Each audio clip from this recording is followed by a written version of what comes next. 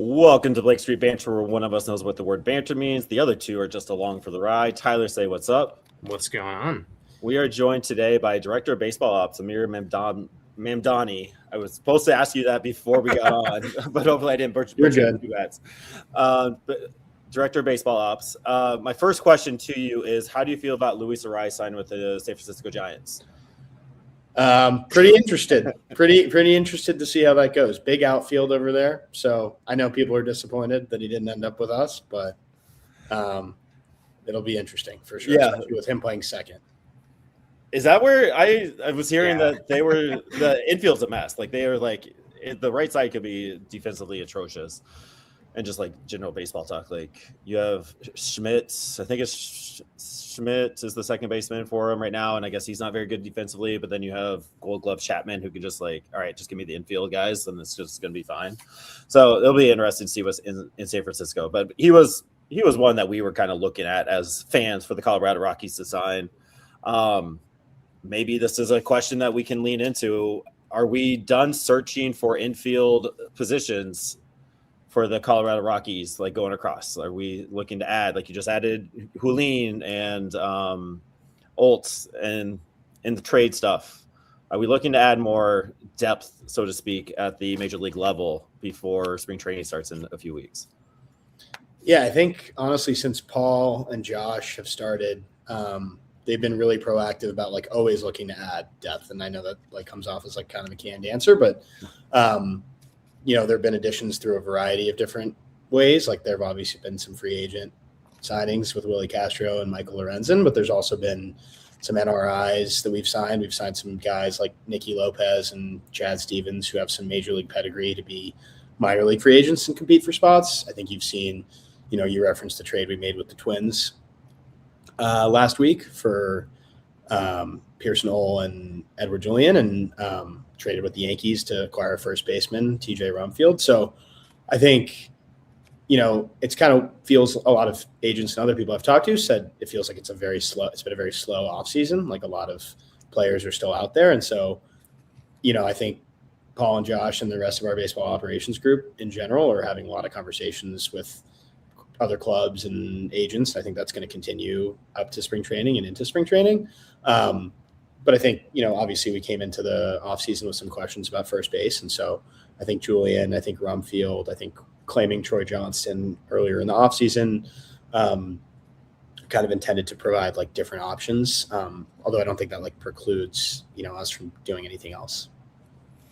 Yeah, I really like the Troy Johnston signing. That was a sneaky, nice little pickup from the Marlins, and I think he adds that floor because it feels. I mean, it's been said, so the floor has been raised for the Colorado Rockies, and there's still all the talk that the Rockies still haven't signed a major free agent, and it's whatever. It is what it is, right? But I appreciate what the new front office and you all are doing now. It's like, all right, we're finding these little things that we can make just a little bit better, and hopefully start working our way up to a more solid foundation so we can build off that in the future. Is that clearly that's the plan? Does it feel like a success now? Is that floor complete? No, I think to like, you feel like that's never done. And I think that's kind of the whole point of that is that it's not, I think a number of people in our leadership have said like, we probably have enough money to go out and sign someone like Pete Alonso. And that would be the capital that you'd be allocating in that direction. I think another way to think about it is, our club had a lot of holes last season that we're trying to plug and trying to overall improve. And it's not just one position, but I think it's even, if you're kind of raising the floor, you're also setting the standard that in order for younger players to play, for prospects to play, like there's a certain level that they need to be clearing. You don't want them just to be playing because there's no other option, right? You want them to be playing because they're ready to be in the majors, or you think they're close to ready to being in the majors. And so I think, some of the moves are not as, flashy lights as others might be around the league. But I think for our club where we are, being as young as we are, adding to the rotation, adding to the position player group, trading for a player like Jake McCarthy, whose skill set I think really fits Coors Field well. Little things like that I think those things compound because they might also put other players in better situations to succeed rather than, I think the beautiful thing about Willie is he can kind of bounce around the entire field, like depending on how things shake out in spring training or how things shake out during the regular season. You're not just signing a player to fill one position. You're signing someone who can kind of fill in a variety of positions. He could be starting at a certain position, or he could be kind of bouncing around the back. Well, and jumping back to McCarthy a little bit, really in all the additions so far this offseason on the offensive side, is it true to say that there's sort of a scheme in acquiring specific players? It seems like these are guys who elevate the baseball a lot more. In the case of most of them, they pull the baseball a lot more. That's obviously kind of a modern trend around the league to get more pulled fly balls, and maybe especially at Coors Field, pulled fly balls, line drives. Seems like a lot of those guys fit that mold. Is that, fitting into kind of the approach this offseason, or just, sort of by coincidence, you've got a lot of these quality players who all in a way do that type of thing with the bat? Yeah, I think like Paul and I think Warren have both said this, like Chafe have said, we want to play a brand of baseball that's like aggressive and that makes Coors Field an advantage. And I think, I don't think I'm sharing any state secrets by saying I think we punched out a lot last year, and I don't think we did a good job of putting pressure on the teams we're playing. Am I frozen on your guys' screen as well? Yes. Yeah, we can still hear you. Still hear you. We're But I think, yes, like looking for guys who pull the ball in the air for sure at Coors, especially like left-handed hitters. I think we felt like our lineup was a little right-handed heavy. So I think some of those acquisitions had that in mind to be a little bit better against right-handed pitching. But also sort of just, sorry, that's super annoying. But I'm gonna turn my video off for a second here. But I think, we want to be a team that puts the ball in play. We want to be a team that runs the base as well. I think both Castro and McCarthy really excel in that area. And I think just applying more pressure to the opponent. We also feel like I think that style of play translates a little bit better when we go on the road as well. Yeah, that makes you mentioned with the strikeouts, like the strikeouts are part of the modern game, but there is a bit of a dam breaking point, and that might have been reached at some point last year. So appreciate you shedding a little bit more light on that. For sure. Yeah. Is Tyler, do you know what My Chemical Romance is? Yeah. Okay. little emo MCR Tuesday night. No Black Parade here, but sure. Okay, Isaac. What kind of music you listen to, Amir? Oh, a little bit of everything. I think in baseball you get exposed to a lot of country just because the guys listen to country so much. So that's like probably the biggest change in my musical taste from when I started to now is probably I listen to a little more country than I used to. But a little bit of everything. I'm from New York City originally, so I feel like that's a good melting pot. You hear a little bit of everything growing up. Yeah, for sure. That MCR definitely tugged at my heartstrings as a emo at heart. It wasn't a phase. It's still a lifestyle going 50 years on. All right. So get a little bit about you. Let's go back to a banter session. We'll get into more baseball later. So your trajectory to where you are now is pretty impressive. Going to Harvard, doing some of the internships, working for EPL teams, working for the Nationals internship and all that, and like kind of working your way through the Rockies system, like literally each year or two, you're going up the ladder, so to speak. What has been the coolest experience outside of the Rockies that you would say carried the most? Like, I learned so much stuff in that moment that is helping me be the great Amir that I am today. Like, what was that one moment in all those stops and all those stints? Yeah, I think if you talk to most of my coworkers, they probably disagree with your characterization of the great Amir, but I appreciate you doing that.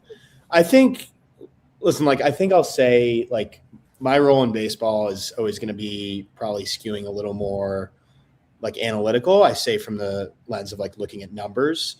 So I think our old GM, Bill Schmidt, used to like kind of make fun of me a little bit and say I need to learn how to watch the game with my eyes. And like while he was doing it to kind of, I don't know, evoke a response from me, I think he's right in the sense of, I think a lot of people in the game are very one-dimensional in terms of like how they evaluate players. Like they don't know how to evaluate players without looking at like a stat sheet or a projection sheet. Mm-hmm. So I think for that reason, the EPL experience you hit on. So I was lucky enough to be like basically a video scout for the club Brentford FC, who are now in the Premier League, but at the time they're in the second division.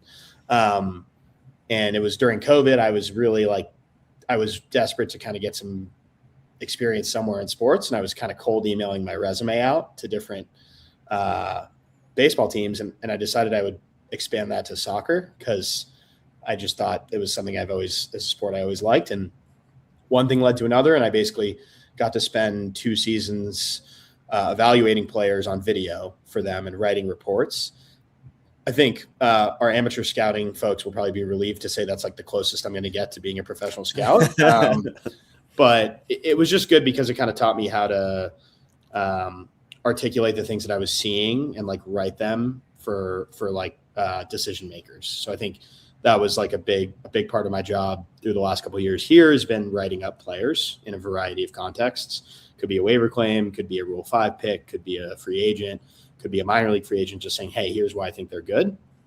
And I think I'm grateful for that experience because it just taught me how to kind of like put words to what I was seeing, if that makes sense.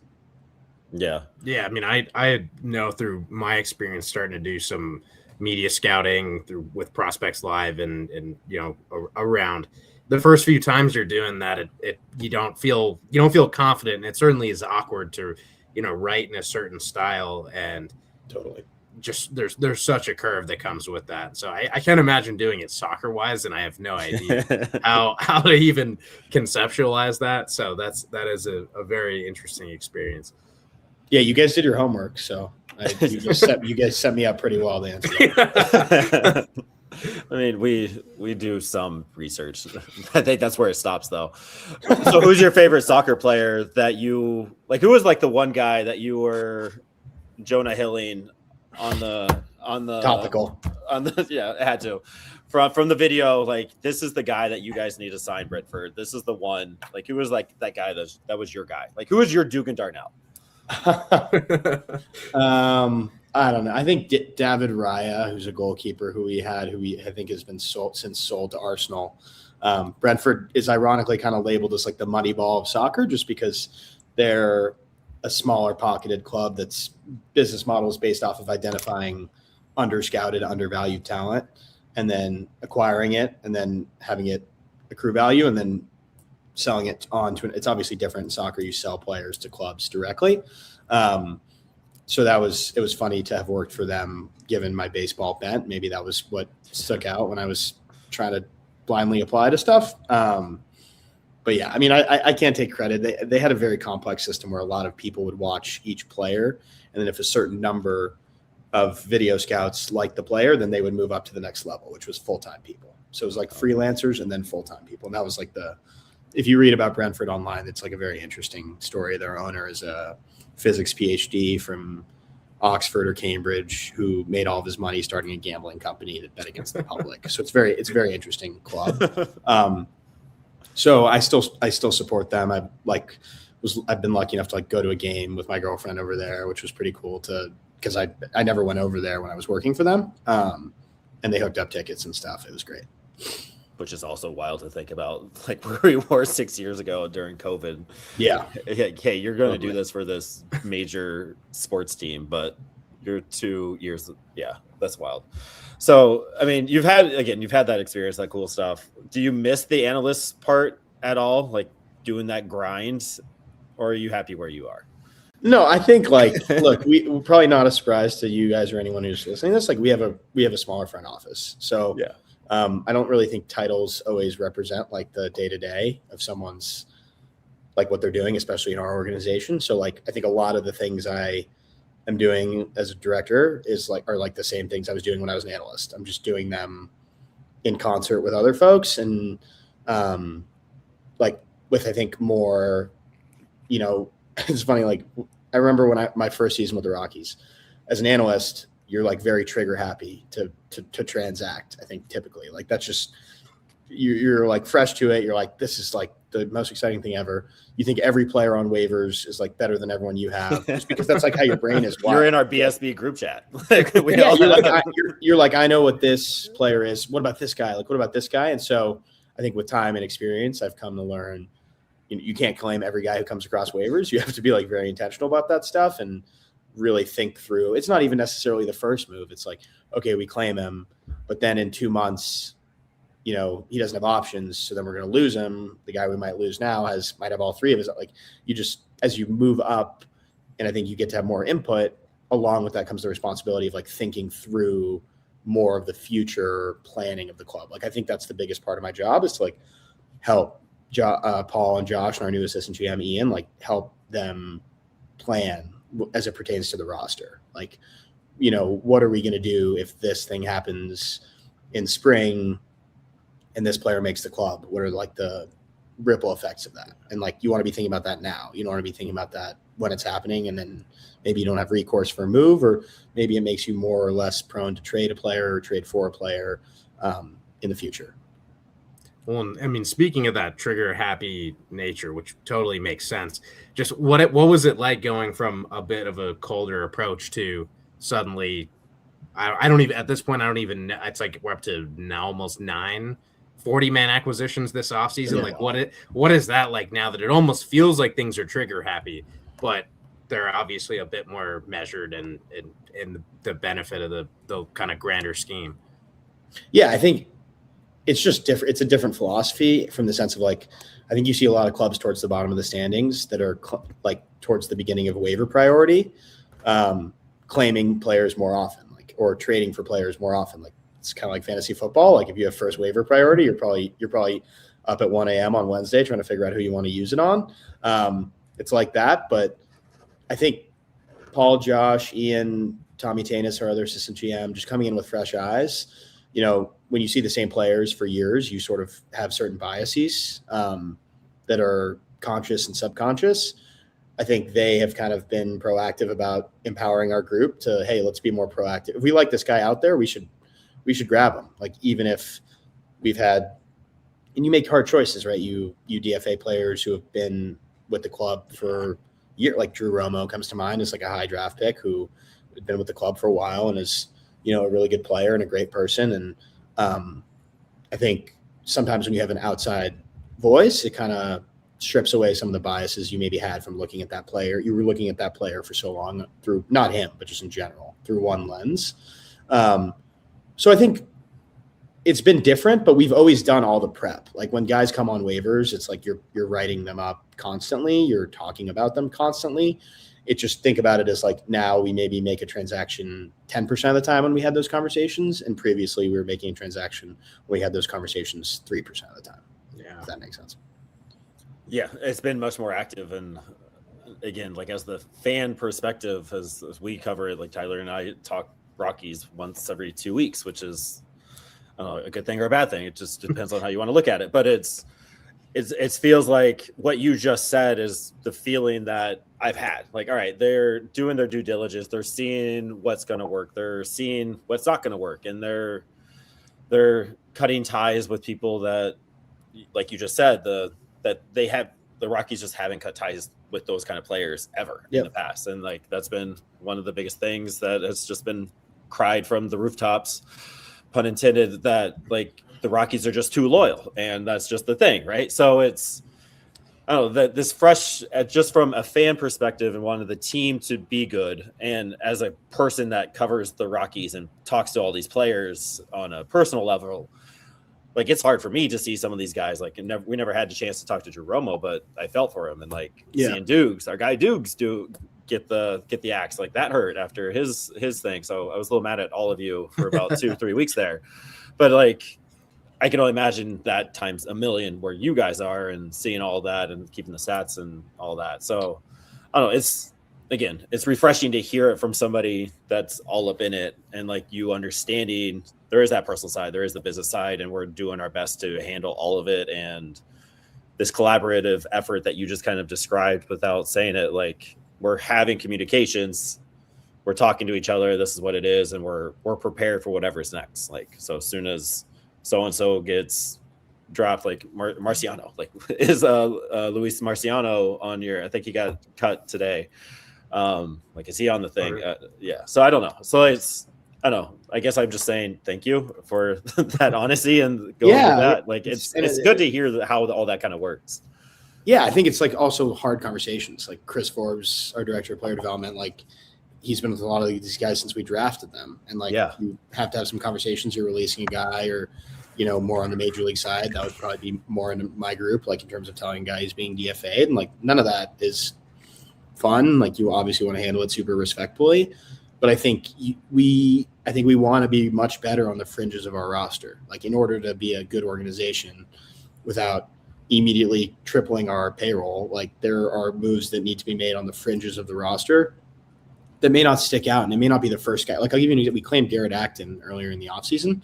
And when at the time it kind of made sense where our 40 was, we really liked him. When we DFA'd him last week, we still really liked him. It was just the circumstances had changed on our roster.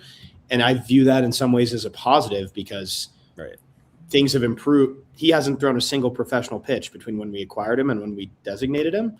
But in the time since, we feel better about the other players on our 40-man that now we're going to have to move on from. We're going to ultimately, like, you sometimes hope these players clear waivers because then you get to keep them, but then you lose them and it sucks. But also you have to remember, like, it just means your roster theoretically is in like a healthier and better place than it was when you originally acquired them. And that's why you're moving on from them. Yeah. And I like that. That's a good way to look at that. I appreciate that. All right, let's go to the chat. Some decent questions in here. Luke, thanks for being here. Have there been things Paul and Josh, et cetera, have tackled that you didn't quite expect? Maybe what was the first aha, it's different moment? That's a good question. I think just the way they have very different backgrounds. So the way they talk about players is different. Like, Josh has kind of done everything in baseball. He's been a general manager at a couple places. He was an assistant general manager with the Rockies, right, in the early 2000s. Went to Boston, won a World Series, GM for two of our divisional rivals, San Diego and Arizona. And then, been really, really involved in player development and amateur scouting with the Dodgers, like really involved. So to hear him even talk about the kinds of conversations he's had with prospects coming up through the Dodgers system, he just has a really unique viewpoint as someone who's done everything in the game. I think that's a theme. Ian Levin, who he hired, did basically everything for the Mets over the course of 20 years.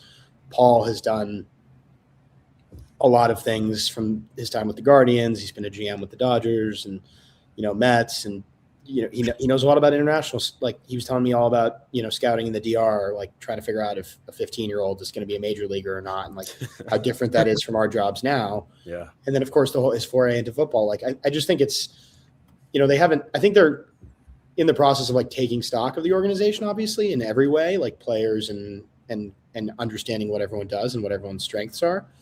I just think the way they talk is very different because they're maybe a little more multifaceted than the folks who I worked for before, which is to say nothing poorly of Bill Schmidt and Zach Rosenthal, who I worked for for the last 5 years and I have great relationships with. But I do think there's I think a lot of people in Rockies world have asked for outside voices for a while, and that's because they want people with different perspectives and different experiences, and I think that's what we have now, and I've found it to be a very positive experience so far. Yeah, and I mean, one more guy to add into that mix that we're just all very curious about BSB-wise, Matt Daniels, new director of pitching. Just what can you kind of offer out there? I don't think there's been any sort of press action looking into Matt, but his background is kind of to your point. He's been in a lot of different roles to master pitching, really. And so just what else can you offer on that front? Yeah, I've gotten to speak with Matt a few different times. We had a big organizational summit in early January, and I met him previously after we'd hired him at the end of 2025. Really, really bright guy. He's one of those guys where when he's talking about pitching, I have nothing to contribute. I just want to kind of sit back and soak it in. I think really does a good job relating to players and is really smart. And so great relationships in the game. Like I know even, as things materialize with Minnesota, like feeling confident in, what he was saying about the players that we were talking about acquiring. And obviously Driveline has shaped a lot of what a lot of modern pitching development seeks to be. Either players go to Driveline or clubs will have to feel like players are being provided with, or players will have to feel as though clubs are providing them just as good information so that they don't feel like they have to go. So as clubs have kind of become more geared towards sports science and maximizing performance and all of these things, a lot of the things that our, guy who runs our sports science group, Brandon Stone, is preaching, people seek out information that Matt is providing. And so having him in-house, like working for us and getting to know every play, like every pitcher really like throughout the organization, like from the majors all the way down, is super helpful. And I think it'll help even like when you talk about like the concept of a draft, like we draft this guy with the intention of doing a certain thing to develop that or something we need to optimize for. Not saying that we didn't do that before, but just having Matt, I think with us is going to be a huge benefit both to the major league club. I know he's really deeply ingrained in our 3 new pitching coaches, deeply ingrained with, but also kind of throughout the system. I think he'll be huge in the player development space as well. So I don't know how much you can share on this. Like, is there? So like clearly there's a plan. I don't. What's my question here? I guess how soon do we see Brody Brecht in the majors? Like, and I kind of say that like in jest, but also like, so he's a Driveline guy. He kind of already gets that. I'm sure he's already talking to all the pitching coordinators. Like, has that conversation with Brecht, Doe, Immoner down the line, has those conversations about like, all right, this is what we think you can add, you can switch, you can, I guess, has those game plans been created for these pitchers now that this whole pitching group is in play? So I don't work a ton in the pitching specific space, but knowing these guys and knowing how much work they've been putting in since they started, I know a priority, even like Chris Forbes talks about this a lot, is like developing a more personally catered player plan for our guys. Like that's something that needs to be a focus. And I think Matt will be huge. Chris Bonk, who's a pitching analyst for us, I know will be involved. He's based in Denver, will be involved in that.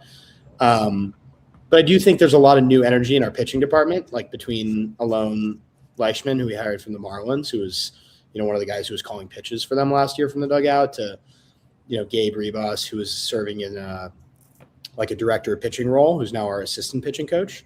And then Matt Bushman, who has had multiple stops with, Toronto and Chicago Cubs after being a professional player, are our new major league group. So we've added a pitching coach. And in a way, our bullpen coach is sort of like a third pitching coach, in a way where last year we had Dustin Garneau, who was more catching focused.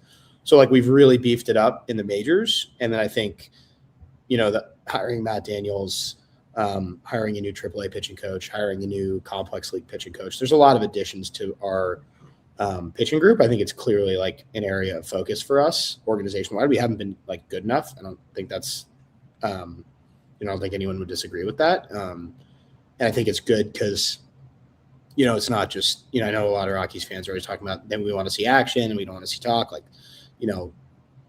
you see it all the time. Clubs that invest off the field and prioritize hiring really smart people see disproportionate returns on their on-field money. And so I think that's, what you're kind of starting to see, which personally, like, I'm thrilled about. And, I'm very excited about this season. Hopefully that's like coming through on this Zoom, and hopefully it's maybe a little bit contagious for some of the people who are, been really tired and frustrated and are kind of excited and hopeful about some of this stuff. Yeah, and speaking to something that you told us that you're a bit more involved in is the advanced scouting side and really getting ready for every single game. I'm sure there's a little bit of a like a larger window versus just like a couple days before you're doing that prep. But talk to us about that process, things that might be changing a little bit, things that you're excited to test out this year. I know that's a pretty big organizational process with a lot of minds involved, but yeah, let's hear more about advanced scouting. Yeah, I think I love advanced scouting. It's like it's funny because both Paul and Josh, despite obviously having really, really prominent positions in the organization, like have roots in advanced scouting and can speak passionately about advanced scouting because I think at some level, everyone who's involved in a front office is involved because they love baseball, and like advanced scouting ultimately at its core is like, how can we prepare better than the other team to beat the other team?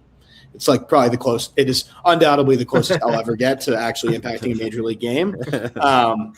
So it's a process that involves a lot of people. It's very customized to your coaches. Like, what information do we want to see? So like, I'll give you an example. We've hired Brett Pill to be our new hitting coach, who's a director of hitting development for the Dodgers last year.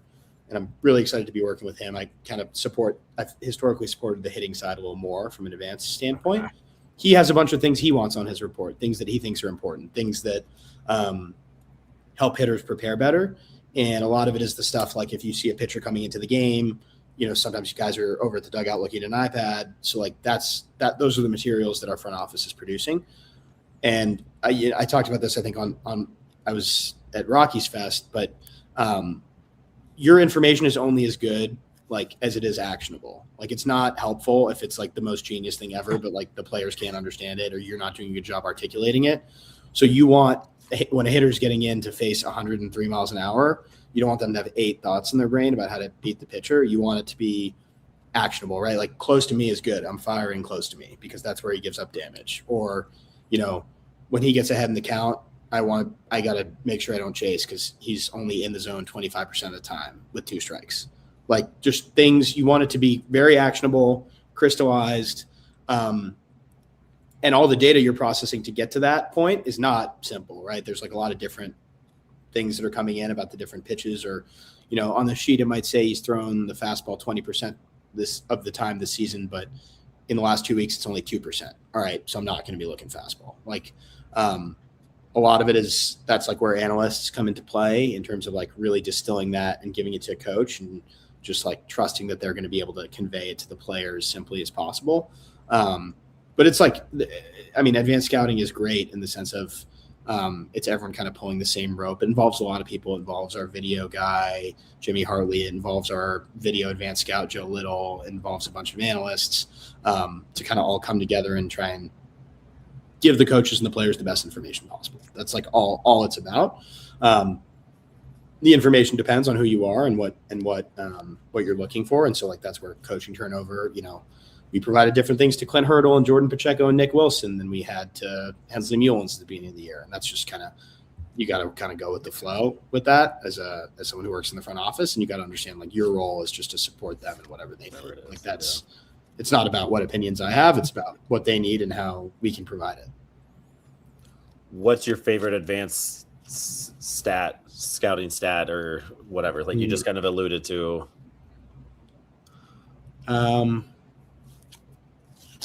I like talking about like stolen bases. I think there's like combinations between when an opposing pitcher comes in and maybe a specific catcher they're with, just like, hey, over the last 2 years, when this pitcher is throwing to this catcher, it's like a 98% stolen base rate.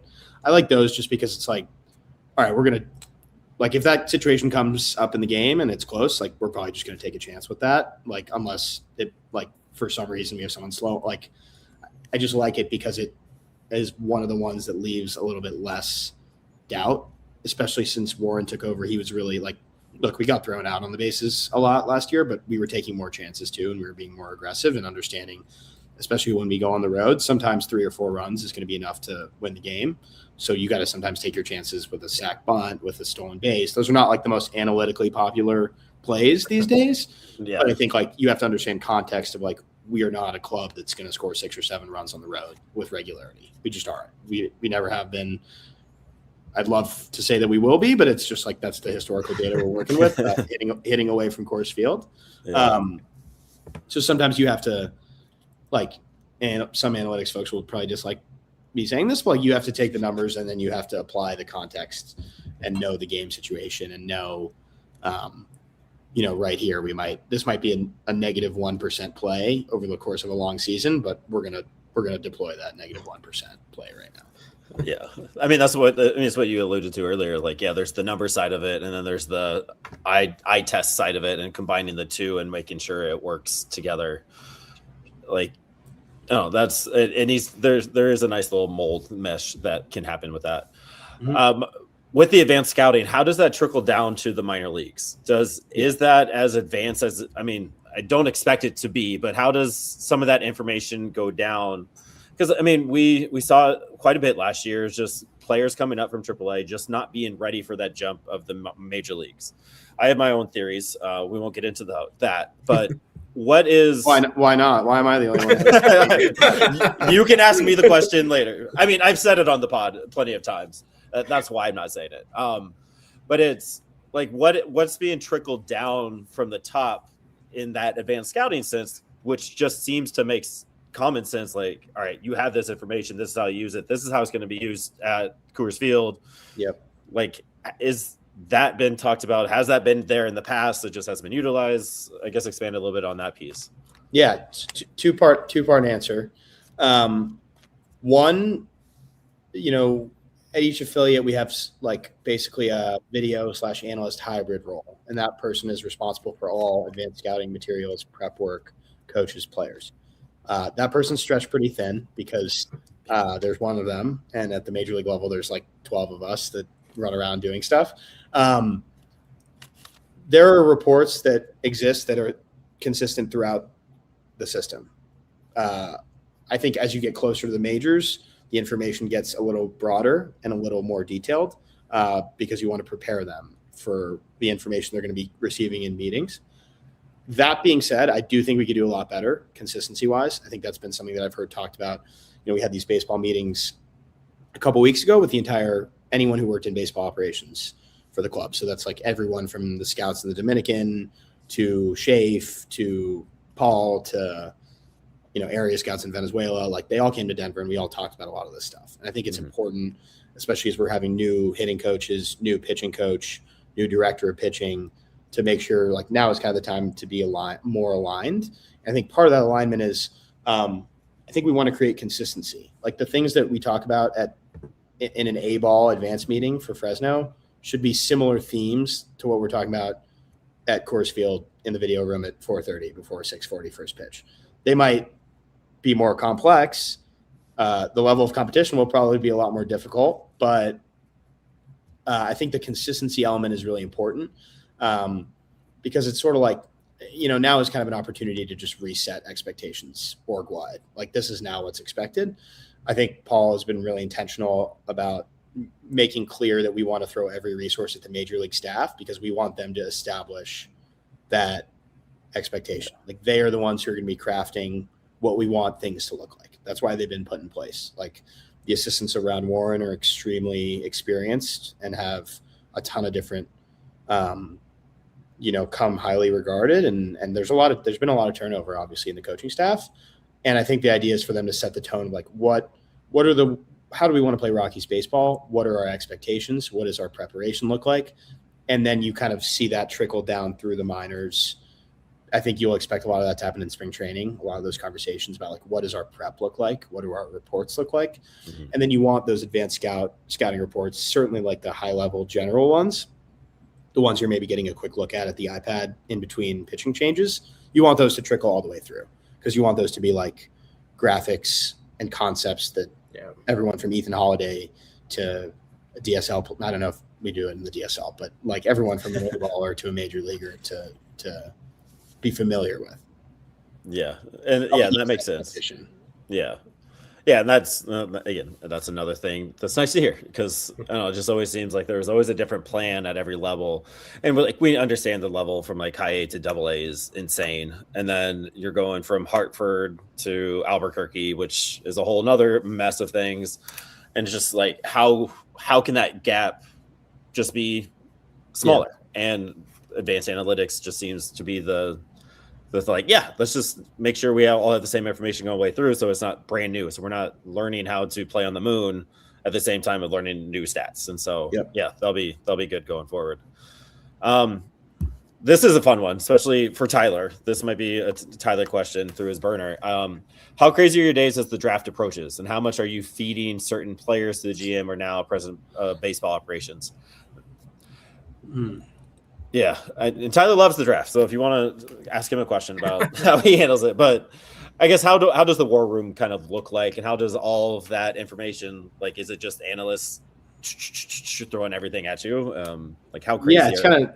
I think this is going to be a disappointing answer because the truth is, like, I have no idea how our draft's going to look. I know that we've hired a lot of people who have a robust background in amateur scouting and are passionate about amateur scouting.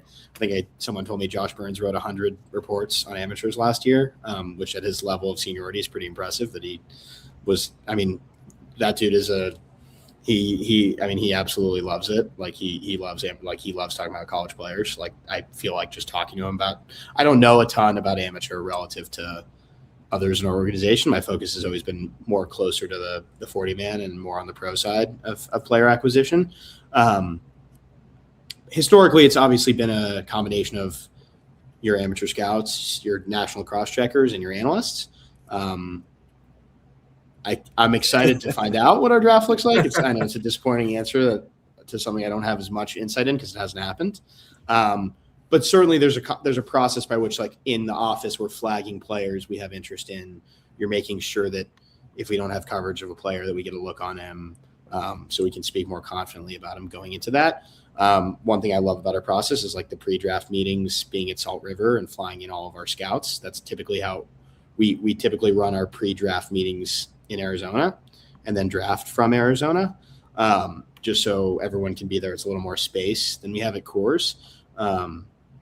But I don't have any info on the 2026 draft. Maybe we'll have to run this back in 2027. Yeah, just make it a yearly thing. So Tyler, give him a name that he can throw at the dartboard. Yeah. So he can just go in. I've been starting to dive in a lot more. I think the guy that, I don't know if it's going to play at 10, but AJ Gracia, who's now at Virginia, I think he could be one of the best players in the draft, and he seems to be getting dropped out of the top 5 and maybe even out of some people's top 10. So we'll keep it on planet Earth for name. I'm sure some people listening are aware of who that is, but I think we can say on the draft, it's exciting to know that we do, like you mentioned, Amir. There are a lot of people now part of this organization with extensive history with the amateur draft and success too. Like the Mets have done a very good job with their amateur scouting over the last several years, and I know Tommy Tanis was pretty heavily involved, and Depot and Ian Levin come from the same tree essentially. So. And then Burns, he's still writing those reports. That's a fun. I have no doubt that he'll be writing reports this year. So, it's refreshing because I love that about Bill Schmidt, our old GM, about how much he loved amateur scouting, just because it was something I didn't know about. So every time you talk to someone like that about that, you learn something, especially because it's not like my special. It's not my area of expertise. So it's nice that I still have that in Josh. Yeah, so I'm excited about their process and curious to see how it all plays out. I mean, speaking of your area of expertise, arbitration, you and Tyler like to do the whole fun arbitration thing for fun in the off season. Yeah, doing competitions and all that, I know Tyler. We don't have good hobbies. It sounds like a blast. Yeah. Like I've learned more about arbitration just talking to Tyler like before pods than I have ever thought I would ever know about it. It's absolutely incredible. But the Rockies historically just never go to arbitration with players. Is that a conscious effort to? I guess why? I don't know. Look, I think you, in a best case scenario, and I'm glad that's what happened this year, you settle all your cases. Everybody feels good about the players, feel good about the salaries they're receiving from a club standpoint, from a budgeting standpoint, from a fairness standpoint. You feel good about the salaries you've come to terms with. I think historically other clubs have been less shy about going to hearings. I think we've been the kind of club that wants to treat players well and fairly, and not saying that others don't. I just think we placed a really big emphasis on that. Mm-hmm. And so it's lent itself to us just not going to as many hearings. I think we're 3-0,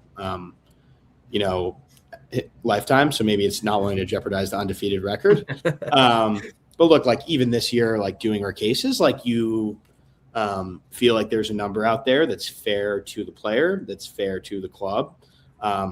there's many, many months of work that go into figuring out what that number is or what I think that number is, and then seeing and what we think that number is organizationally, and then seeing if it lines up with what the agent thinks. Sometimes you see things the same way. Sometimes you see things differently. We had 6 cases this year.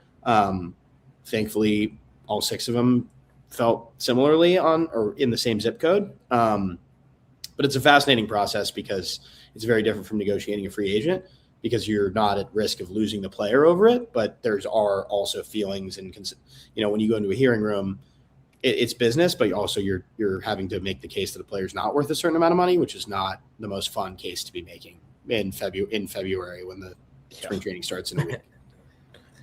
Well, this is a question. It might not click for a lot of people because this arbitration is weird. When you are talking about these figures and you have your midpoint and you have the eventual potential offer that you make at the filing deadline, like sort of what's that relationship between the possible team filing and the midpoint? Because you're playing you're dancing around a lot of stuff there. So yeah, just kind of how do those numbers end up interplaying with each other? Yeah. So to Tyler's point, basically, if you go to a hearing with a player, and there's some famous hearings that are happening this offseason, you have to set your number, and the agent and the player will set their number. And the reason those numbers are so important is because when you go to a hearing, there's no in between. So the arbitrators are picking one number or the other. So to your point, Tyler, like even as you're negotiating deals on the morning of the day where you're exchanging, you kind of have to be preparing simultaneously for, hey, if this doesn't settle, where are we going to file? So those are kind of like conversations that are happening simultaneously. You're hoping to avoid that. But then if you go that route, you kind of the big thing is you want to know where the agent's going to file, because typically the case is won based on the midpoint of, if you file at $2 million and I file at $3 million, can I prove credibly that I'm better than $2.5 million? So you need to, in order to figure out where you want to file, you want to be figuring out where they're going to file. So there's a lot of arbitration is funny because like a lot of the people who have similar jobs to me, we joke that it's like not the best use of our time necessarily, and nor for agents. But it is intensely academic because it's all based on old players and how similar a player looks to an old player or even a player in the current class. So it's a fun academic exercise that I would say doesn't have a ton of like practical merit to it. Like once it's done, it's honestly when I had finished the 6, it was like, okay, now I'm just going to get Chipotle and go home. Like it's kind of over. Like there's not really, it's not useful anymore. But it's a good experience, and the relationship building with the agents is just, that's what's key in this whole thing is like they have to believe when you say something to them with absoluteness, like they have to believe that. And if they don't believe that, then that's when you find yourself in a hearing room a lot of the time. If I say this is my best and final and you don't believe me, I can't really up my best and final. Like that's kind of where there's a little bit of chicken involved, but it's fun. Do you want to touch the school arbitration at all? As excited as the comment section to see what happens. Unique situation. It's absolutely crazy. It's pretty crazy. Yeah, like historical. Really, it's really setting the precedent right now. Oh, I wish I'd been in the comment section. I missed all these comments. Too many. You guys are screening them, only sending the good stuff my way. I've been trying to work them into the conversation. No, naturally. I appreciate that. But yeah. So we won't touch on Tariq. I hope he gets paid. It's going to be interesting to see how it plays out in the next few days. This one. How is data collected? That question came up a few different times. I don't know if it's by Luke or not, but how is the data collected by you all as you're creating this analysis and your reports and all that kind of stuff? Yeah, so I think like you think about R&D, people tend to think about like analysts. Within an R&D group, there's analysts, but there's also everyone on the back end. So the people on the back end are the people that are ingesting all the data from our various data sources. So like StatCast is a perfect example. Like that's fairly like you have play-by-play data, but like the data you can really manipulate and use, like StatCast data. So you have a couple of folks who are very talented, Adam and Fox. They kind of ingest the data and bring it into like warehouses where it can be used by analysts. And then we have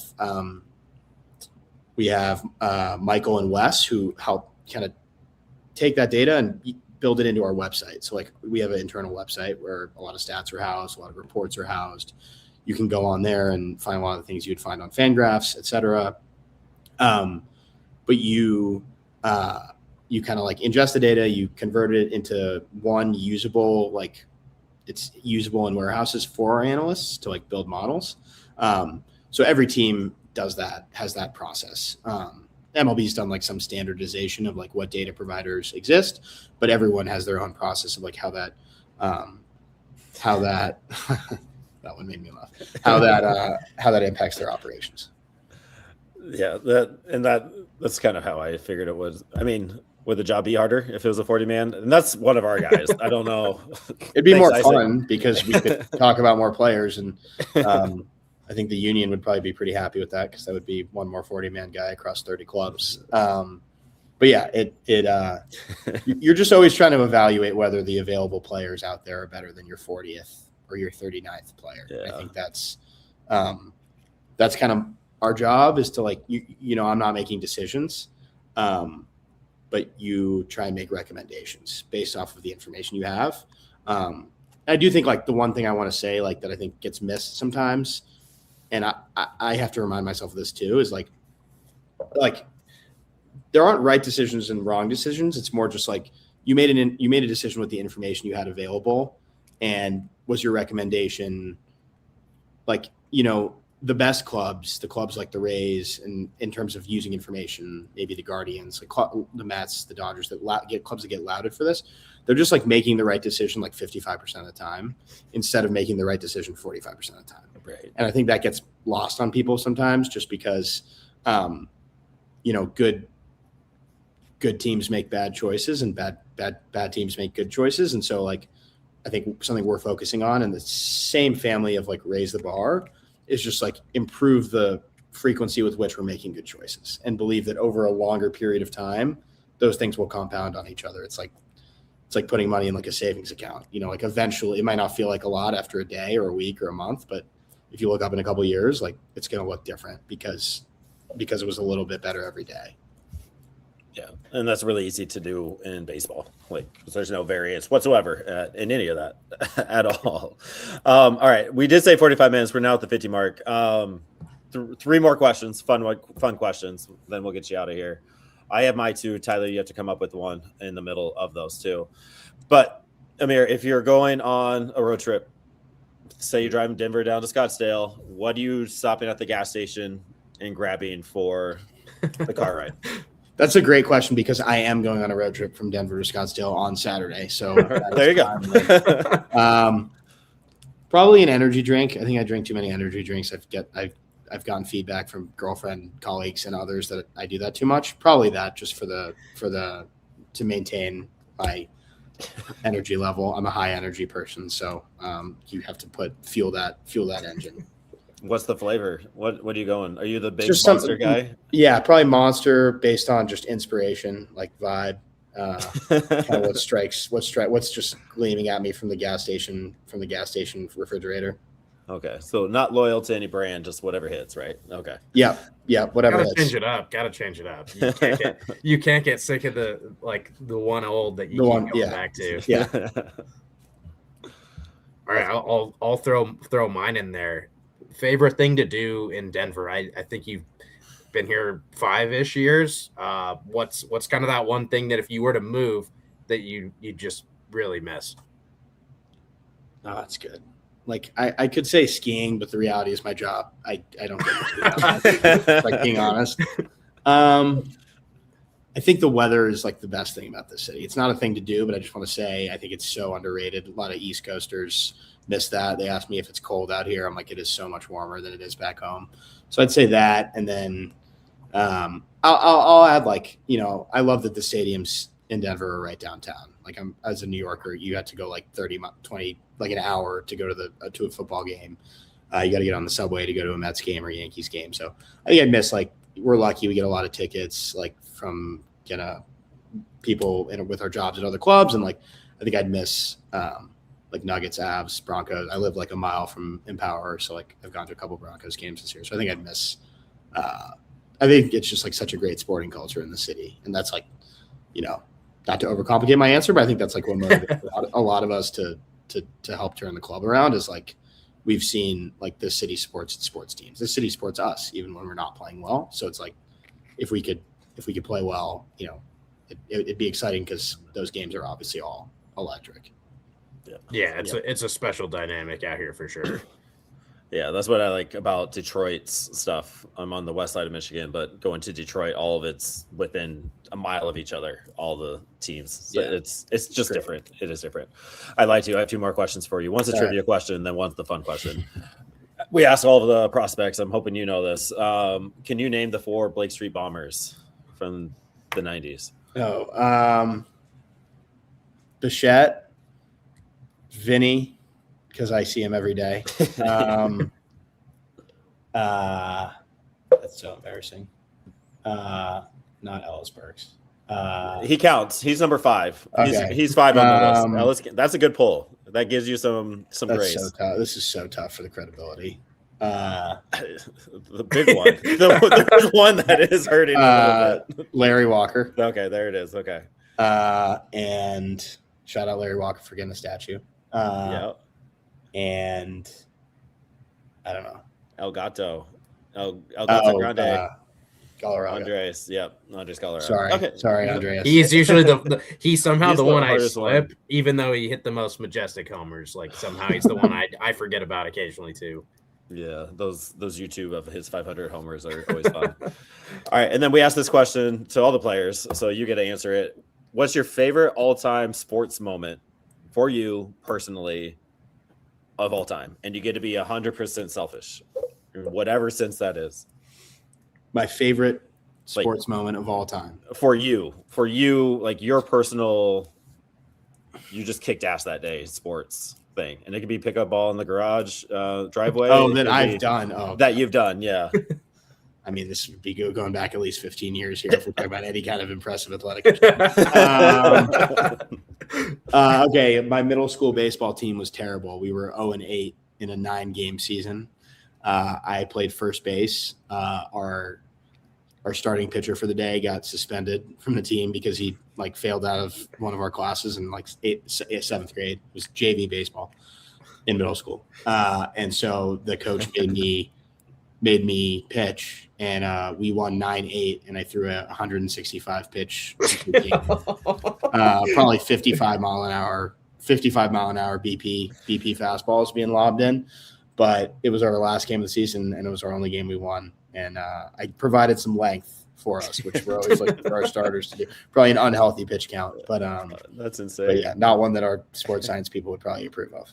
Is the elbow feeling good at this point? Like, have you? Yeah, I mean the elbow was never worked like that after that point. So you know that would probably stand out and be topical because I work in baseball, obviously. I try to avoid when around our coaching staff and front office, trying to avoid talking about my playing days as much as possible to avoid screwing me. But we'll cut that out if we need to. Appreciate that. I'm not for time constraints. Yeah, because that's easy. All right, I appreciate you hanging out with us, Amir. This was fun. I do appreciate your time and your insight on all this. It definitely shed some light on a bunch of questions that we had, and I think it makes me feel better as a fan, and hopefully everybody else listening. So thank you for doing that, and thanks for hanging out. No, thank you guys for your time. Hang with us. We're not going anywhere. Yeah, even if we wanted to, there's no going back. Yeah, I'm right there with you guys. All right, appreciate it. Guys.